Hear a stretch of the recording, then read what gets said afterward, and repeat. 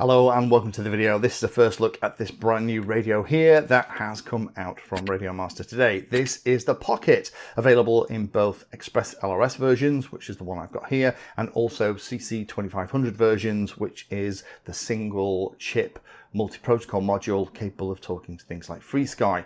Prices indicated, because I've managed to have this and I'm recording this in advance of the release day, are that the CC2500 unit is just at 1 cent under $55, and the ELRS version, this one here, is 1 cent under $65.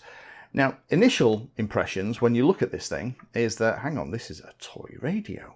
Actually, having played with it for the past 10 days, I can absolutely say, no, it's not. It's actually a really nice full-featured radio that just happens to come in a little size. So this is pre-installed with EdgeTX firmware, runs on 18650 batteries. If I flip it over and take the case off, there's two of them, one on each side. These come with the batteries installed. Beware, there is a little plastic isolation thing at the top of this thing. When you get yours, you'll have to take that out, otherwise you won't be able to power it on. If I pop the battery out, then it actually gives access to the back of the gimbal, and in there you can change things like your tension and stuff too. Come the way it's supplied works really nicely. There are some other cool tricks as well. The sticks are removable. They actually come out, and there's little holders for them in the back. So it means that, like some of the smaller units for DJI drones and stuff like that, this can go inside the little slip case that it comes with and go in a backpack or a bag or whatever it is, along with your whoop or whatever it is that you're going to fly with this thing, and nothing's going to get damaged and the gimbals aren't going to get kiboshed by having the sticks attached all the time. The stick back in on the right hand side, let's power it up. So when it powers up, welcome to EdgeTX. The EdgeTX noise isn't bad. The volume level at the moment is maximum. It isn't super loud, but it definitely works indoors. I think if you're outdoors though in a noisy environment, you're probably going to struggle to hear it. But you'll probably notice there are lots of LEDs inside that you can see through this clear case. Recording it in daylight now doesn't really do this justice. And also, as you press the buttons in, you'll also have LEDs that light up as well to kind of show you the switch statuses. On the front, for the other controls, we have the standard 4 buttons for the return, the 2 page buttons, and the button for telemetry, the one for system, model, scroll wheel, and the enter key. We have the trims on these little mini joysticks here, 4-way joysticks, either side of the power button. The sticks themselves are mini gimbals, and unfortunately the sticks are not height adjustable, but I'm sure you could probably fix that yourself if you wanted an aftermarket set. And the travel is nice. It is really, really nice. The way the ergonomics, the way it all goes together, it fits really beautifully in the hand, but it's also actually nice for pinchers too. You can easily get into the corners. The other thing I really like is the fact the antenna flips down and flips up for transport, but crucially rotates into a vertical position. That is really, really important if you're flying something like Express LRS, particularly on something like a wing, where I have all of my antennas mounted vertically. That is a fab way to do it. On the top, we have two position switches, which turn on those little LED lights. We have a rotating control with an audible center beep, sadly no detent, and there are 2 3-position switches along with a momentary switch here. And then we have the DSC port for your trainer, and the other side we have the USB port if you want to connect it into the computer and do stuff with it. On the bottom we have the SD card that comes with everything set up out the box. Then we have a headphone jack, and we also have a USB-C port, and that one there is used for charging.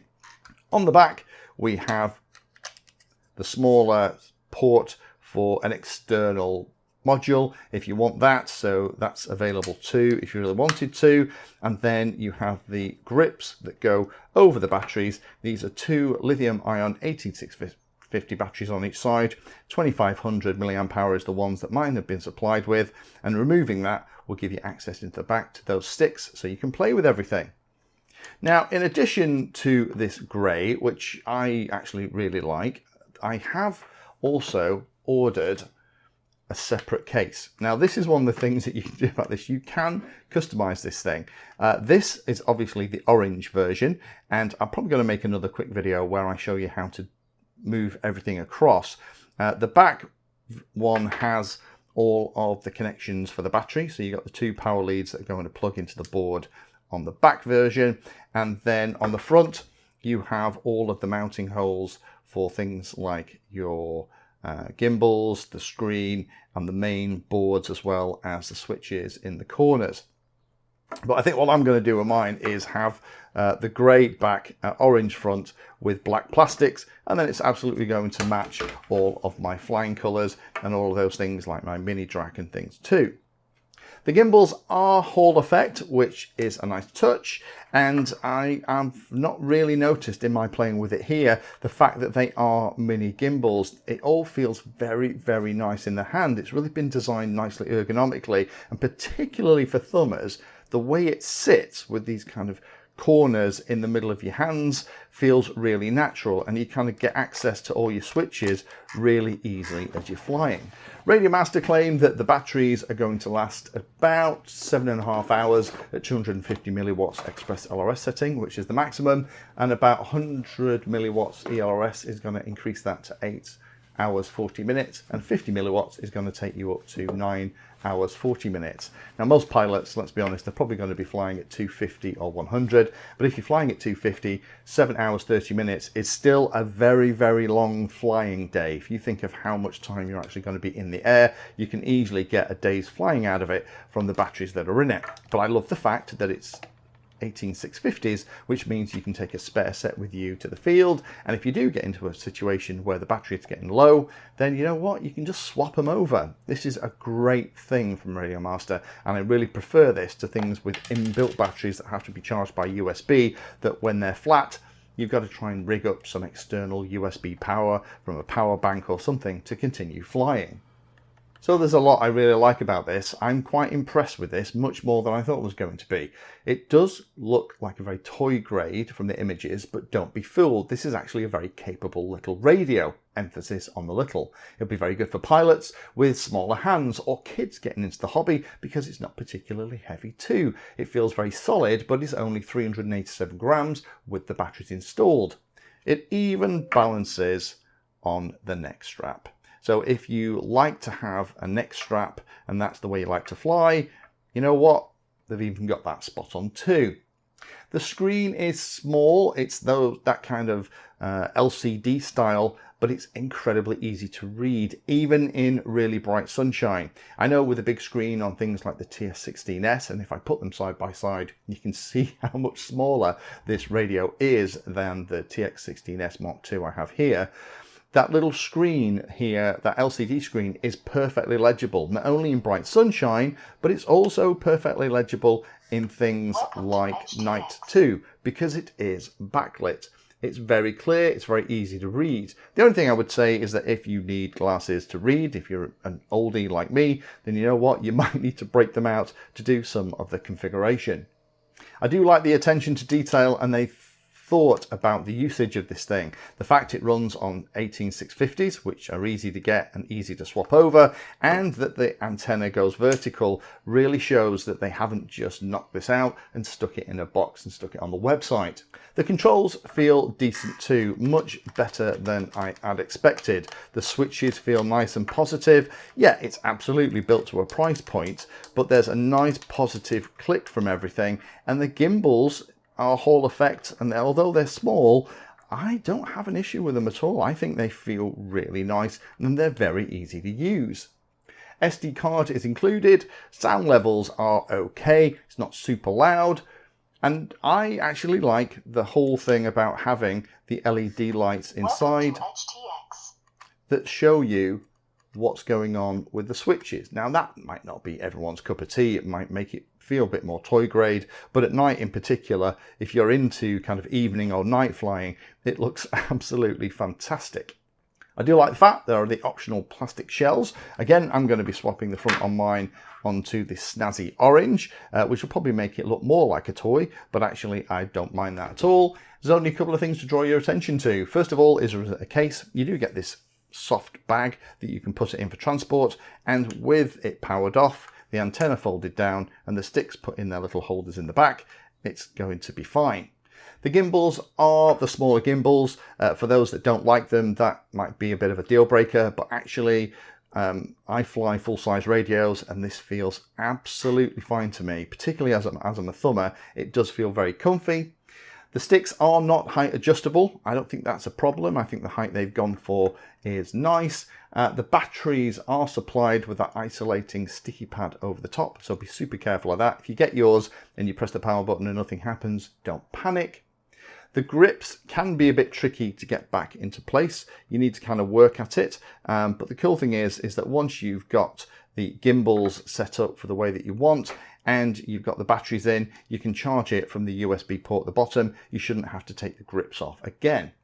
And the only last thing I'll mention is, unfortunately, there aren't quite enough switches for this to be really useful for things like iNav and RD pilots. Although you have 2 single position switches, a momentary, and 2 3-position switches, it ideally needed another couple of 2-position switches for it to be perfect for something like iNav. For a drone, it's going to be great. You've got your momentary switch if you want to do your pre-arm, and you've got your arming switch. And then you have your 3 positions for your modes, and then you've got a spare 2-position and a spare 3-position switch. On iNav, the way that I would fly it, I would have an arming switch on a 3-position switch. That could still be done like that. Then we have things like the beeper would be on the momentary.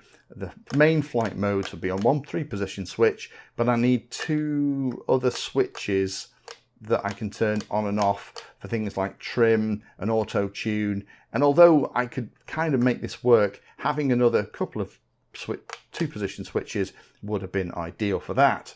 So in summary, if you want a radio that you can put in a backpack along with your goggles and favorite quad or whoop, this is a great option. It's obviously designed in a similar way to the Boxer for FPV pilots who don't care about the weight and having a big colour screen, but want enough switches for basic Betaflight setup.